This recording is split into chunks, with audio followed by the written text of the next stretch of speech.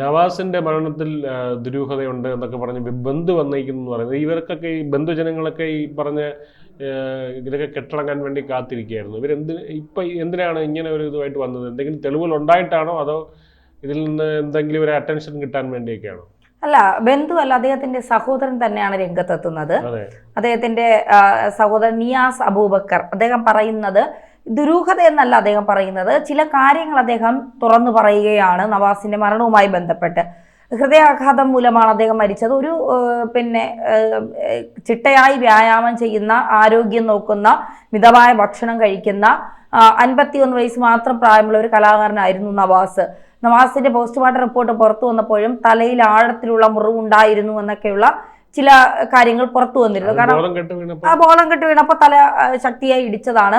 രാവിലെ മുതൽ അദ്ദേഹത്തിന് നെഞ്ചുവേദന ഉണ്ടായിരുന്നു. പക്ഷേ ഷൂട്ടിംഗ് മുടങ്ങണ്ട എന്ന് കരുതിയാണ് അദ്ദേഹം ഈ എന്താ പറയുക, ഈ നെഞ്ചുവേദനയെ കുറിച്ച് കൂടുതൽ ചർച്ച ചെയ്യാത്തത്, ആശുപത്രിയിലൊക്കെ പോകാത്തത്. ഈ രണ്ടാം കിട സിനിമാ താരങ്ങൾ എന്ന് പറയുന്ന ഒരു വിഭാഗമുണ്ടല്ലോ, അതിൽ പെടുന്നവരാണ് ഈ നിയാസ് എന്നൊക്കെ പറയുന്നവർ. എന്നാൽ ഇവര് കാരണം ഒരു ഷൂട്ടിംഗ് മുടങ്ങിയാൽ ഇനി അടുത്ത സിനിമ കിട്ടില്ലേ എന്നുള്ളൊരു ഭയം ഇവർക്കൊക്കെ ഉണ്ട്. അതുകൊണ്ട് എത്രയൊക്കെ വേദന വന്നാലും ഇവരൊക്കെ അങ്ങ് അടക്കി പിടിക്കാൻ ശ്രമിക്കും. ഈ നവാസിനെ സംബന്ധിച്ചിടത്തോളം ഈ അടുത്ത കാലത്താണ് അദ്ദേഹത്തിന് നല്ല വേഷങ്ങൾ കിട്ടി തുടങ്ങിയത്. അപ്പൊ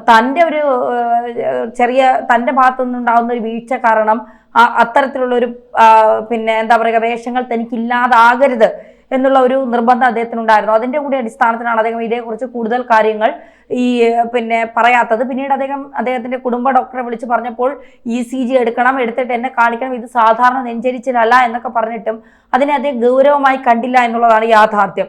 ഇപ്പോൾ അദ്ദേഹത്തിന്റെ സഹോദരൻ നിയാസ് അബൂബക്കർ ഈ മറിമായത്തിലൊക്കെ ഉണ്ട്. അദ്ദേഹം എഴുതുന്നത് ഇങ്ങനെയാണ്: എല്ലാ പ്രിയപ്പെട്ടവർക്കും നമസ്കാരം. എന്റെ അനുജൻ നവാസിന്റെ മരണത്തെ തുടർന്ന് ഒരു വല്ലാത്ത മാനസികാവസ്ഥയിലായിരുന്നു ഞങ്ങൾ കുടുംബം.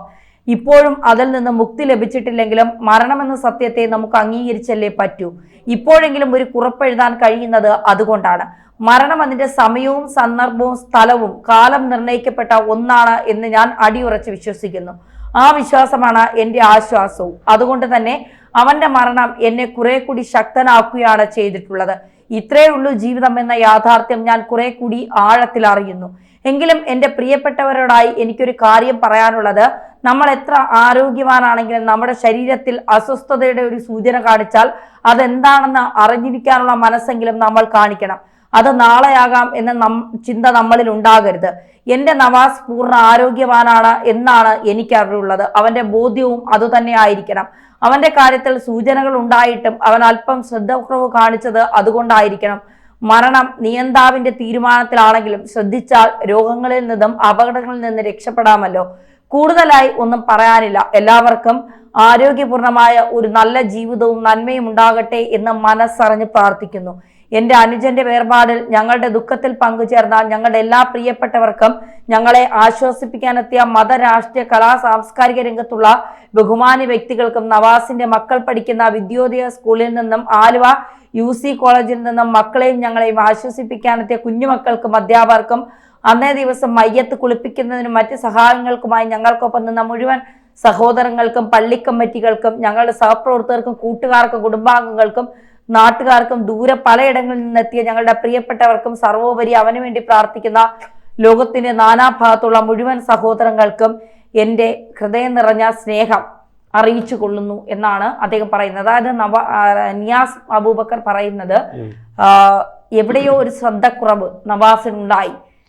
അത് അത്തരത്തിൽ നമ്മൾ വിചാരിക്കുന്നത് സിഗരറ്റ് വലിക്കുന്നവർക്ക് അല്ലെങ്കിൽ ഈ മദ്യപാനം, ഈ പറയുന്ന ഈ കൊളസ്ട്രോൾ അങ്ങനത്തെ ഫുഡുകൾ, ഭക്ഷണം, അതായത് ഹെൽത്തി അല്ലാത്ത ഭക്ഷണ രീതി ഉള്ളവർ, അവർക്ക് മാത്രമാണ് ഈ ഹൃദയാഘാതം ഉണ്ടാകുന്നത് എന്നുള്ളതാണ്.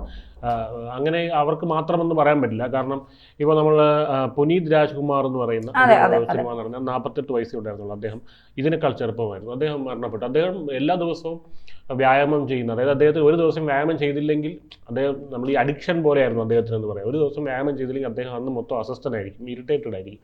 അപ്പോൾ അങ്ങനെ ഉള്ള ഒരു വ്യക്തിയായിരുന്നു. 1 മണിക്കൂർ ജിമ്മിൽ അദ്ദേഹം എല്ലാ ദിവസവും ചെയ്യും. അതിനുശേഷം അദ്ദേഹം അഭിനയിക്കാൻ പോകും. അതിൽ ഈ പറയുന്ന ഭക്ഷണക്രമങ്ങളെല്ലാം തന്നെ ചിട്ടയായിട്ടുള്ള രീതിയായിരുന്നു. ഇപ്പോൾ തന്നെ മമ്മൂട്ടിയുടെ ഭക്ഷണക്രമങ്ങളെ പറ്റി നമുക്ക് വളരെ മലയാളികൾക്ക് എല്ലാവർക്കും അറിയാം, അതിൻ്റെ ഒരു ചിട്ടയും മറ്റും കാര്യങ്ങളും. പക്ഷേ മമ്മൂട്ടിക്ക് ഇപ്പോൾ ഉണ്ടായ രോഗാവസ്ഥയും അറിയാലോ, ഈ പറയുന്ന ഈ ചെറുകുടലിലാണ് അത് സംഭവിച്ചിരിക്കുന്നത്. അപ്പോൾ ഇത് എന്ത് കാരണങ്ങളാണ് ഈ രോഗങ്ങൾ ഉണ്ടാക്കുന്നതെന്ന് പൂർണ്ണമായിട്ടും നമുക്ക് പറയാൻ കഴിയില്ല.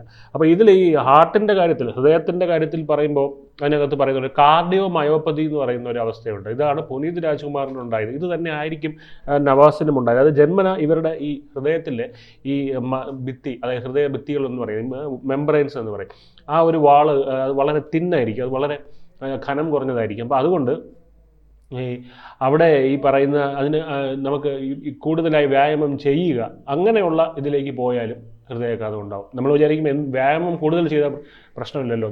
ഇത്തരക്കാർക്ക് ഇതുണ്ടോ ഇല്ലയോ എന്ന് അറിയാൻ പറ്റില്ല. ഇത് എങ്ങനെ അറിയപ്പെടാൻ പറ്റും? ഇതിപ്പോൾ നിങ്ങൾ ഒരു സ്പോർട്സ് ടീമിലേക്ക് കളിക്കുകയാണെന്നുണ്ടെങ്കിൽ, അതായത് ഒരു ഇന്ത്യൻ ടീമിലേക്ക് പോകുന്ന ഒരു സാഹചര്യം ഉണ്ടാകുമ്പോൾ അവർ ഇത് പരിശോധിക്കും ഇതുണ്ടോ എന്നുള്ളത്.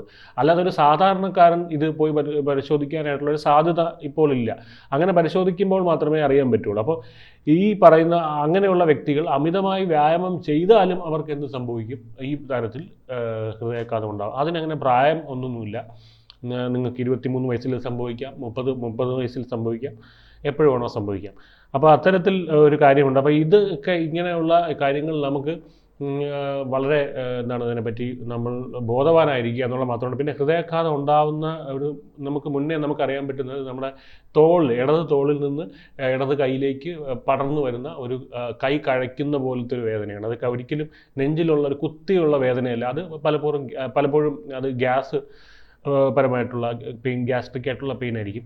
പക്ഷേ ഇതെന്ന് പറയുന്നത് ഇവിടുന്ന് നമ്മുടെ ഈ ഒരു ഭാഗത്തു നിന്ന് ഇടത് തോളിൽ നിന്ന് ഇടത് കൈയിലേക്ക് പടർന്നു വരുന്ന ഒരു കൈ കഴപ്പിൻ്റെ വേദനയും ഭാരം, നെഞ്ചിൽ അനുഭവപ്പെടുന്ന ഒരു ഭാരം, ഒരു കല്ലെടുത്ത് വെച്ചതുപോലെ അകത്തൊരു കല്ലുണ്ട് എന്ന് തോന്നുന്ന തരത്തിലുള്ള ഒരു ഭാരം അനുഭവപ്പെടുന്നതാണ്. അപ്പോൾ ഇത്തരത്തിലുള്ള കാര്യങ്ങൾ ശ്രദ്ധിക്കേണ്ടതാണ്. ഇങ്ങനെ ഒരു വേദന വരുന്നുണ്ടെങ്കിൽ ദയവ് ചെയ്ത് അത് നിസ്സാരമായി അതിനെ കാണരുത്. അതിനെ ഡോക്ടറിനെ ഉടനെ തന്നെ കാണുക. അതുപോലെ അങ്ങനെ ഒരു വേദന വരുമ്പോൾ അധികം നടക്കാതിരിക്കാനും ശ്രമിക്കുക. അതായത് നിങ്ങൾക്ക് അത്തരത്തിൽ ഭയങ്കരമായ വേദന അനുഭവപ്പെടുമ്പോൾ നിങ്ങളൊരു സ്ട്രെച്ചർ യൂസ് ചെയ്യുക, അല്ലെങ്കിൽ ഒരു വീൽ ചെയർ യൂസ് ചെയ്യുക എന്നുള്ളതാണ്. കാരണം നടക്കുമ്പോൾ നിങ്ങളുടെ ഹാർട്ട് കൂടുതൽ പമ്പ് ചെയ്യുന്നുണ്ട്, സ്റ്റെപ്പുകൾ കയറുമ്പോൾ പ്രത്യേകിച്ച്. അപ്പോൾ ഇത്തരത്തിലൊക്കെ ഉള്ള കാര്യങ്ങൾ പുനീത് രാജ്കുമാറിന് പറ്റിയത് അതാണ്. പുനീത് രാജ്കുമാറിൻ്റെ അവസാന നിമിഷം ഇദ്ദേഹത്തിന് വേദന വന്നപ്പോൾ അദ്ദേഹം ആശുപത്രിയിലോട്ട് പോയി. പക്ഷേ അദ്ദേഹം നടന്നാണ് പോയത്, ഈ പറയുന്ന സ്റ്റെപ്പുകൾ കയറി ഇറങ്ങിയൊക്കെ. അപ്പോൾ ഈ പറയുന്ന പമ്പിങ് വളരെ വേഗത്തിലായി, മരണം വളരെ വേഗത്തിൽ സംഭവിച്ചു എന്നുള്ളതാണ്. അപ്പം ഇത്തരത്തിൽ പിന്നെ ഇത് CPR പഠിക്കുക എന്നുള്ള ഒരു കാര്യം കൂടെ ഉണ്ട്. ഹൃദയാഘാതത്തിൽ അത് എത്രത്തോളം പ്രാക്ടിക്കലാവുമെന്ന് അറിയില്ല. പക്ഷെ നമ്മൾ തന്നെ പല ഇതിലും കണ്ടിട്ടുള്ള ഒരു കാര്യമാണ് CPR. ഇപ്പോൾ നമ്മുടെ നടനുണ്ടായിരുന്നല്ലോ, ഇദ്ദേഹം അനിൽ നെടുമങ്ങാട്, അദ്ദേഹം വെള്ളത്തിൽ മുങ്ങി മരിച്ചു. അപ്പോൾ അതിൽ പറയുന്നുണ്ട് CPR കൊടുക്കാൻ അവിടെ ഒരുത്തരും അറിയില്ലായിരുന്നു എന്നുള്ളതാണ്. രക്ഷപ്പെടുത്തിയ ഒരുത്തനും. ആ കാരണം ഒരു പക്ഷേ CPR കൊടുത്തിരുന്നെങ്കിൽ രക്ഷപ്പെടുമായിരുന്നു. അപ്പോൾ ഈ CPR കൊടുക്കുക, ഫസ്റ്റ് എയ്ഡ്, ഇത്തരത്തിലുള്ള കാര്യങ്ങളൊക്കെ ഒരു സ്കൂൾ തലത്തിൽ പഠിപ്പിക്കുന്നുണ്ട്. പക്ഷേ പൊതുവെ ഒരു പൊതുജനങ്ങൾ അറിഞ്ഞിരിക്കുക എന്നുള്ളൊരു കാര്യമുണ്ട്. ഇത്തരത്തിലുള്ള ഹെൽത്ത് പരമായിട്ടുള്ള കാര്യങ്ങൾ ജനങ്ങൾ അറിഞ്ഞിരിക്കേണ്ടതായിട്ടുണ്ട്. അപ്പോൾ എന്തായാലും ഈ പറയുന്ന വരാനുള്ളത് എന്തായാലും വഴിയിൽ തങ്ങില്ല. പക്ഷെ അത് കഴിഞ്ഞ് നമ്മൾ റോഡ് ക്രോസ് ചെയ്യുമ്പോൾ വരാനുള്ളത് വഴി തങ്ങില്ല എന്ന് പറഞ്ഞ് രണ്ട് സൈഡും നോക്കാതെ ക്രോസ് ചെയ്യാറില്ലല്ലോ ആരും.